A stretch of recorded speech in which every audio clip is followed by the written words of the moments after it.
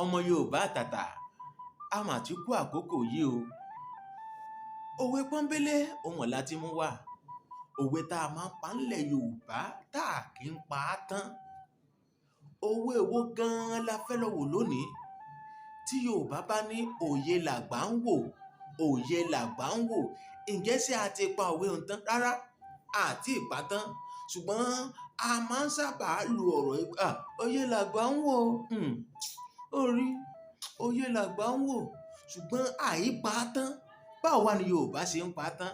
Ìgbà fún léyìí rẹ̀ mò ń bọ̀ gẹ́gẹ́ sáré délé iṣẹ́ alálùbáríkà yìí. Tó o bá fẹ́ kọ́ ilé-iṣẹ́ Eludex Oluwaseun Ventures ní kó o ti ra ohun èlò ìkọ́lé rẹ̀. Ilé-iṣẹ́ Eludex Oluwaseun Ventures wà ní nọ́mbà 18 Fájuyì Road, Ilé-Ifẹ̀ àti Zone E Block 6, Shop 5, opposite OGD Tutors, OAU Campus Central Market.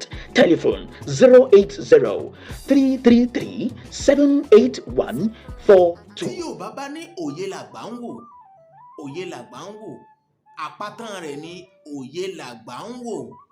Ọbẹ̀ kì í mì ní ikùn àgbà. Bí Yorùbá ṣe ń patán nù, Yorùbá ní òye làgbà ń wò, ọbẹ̀ kì í mì ní ikùn àgbà, àpatán rẹ̀ nu. Ìbéèrè tòní òní, kí ni Yorùbá ń pè ní ọ̀pẹ̀rẹ̀kẹ́tẹ̀? Báwo la ṣe lè fi pa òwe àpatán ńlẹ̀ Yorùbá? Ìwọ tó o bá ti gbà á, ó gba ẹgbẹ̀rún 10 lórí ètò yìí. Ọmọ Yorùbá ni mí, ọmọ Yorùbá nìran mi. Ìbà fún lè jìrẹ́ ń lo ọkọ mi o.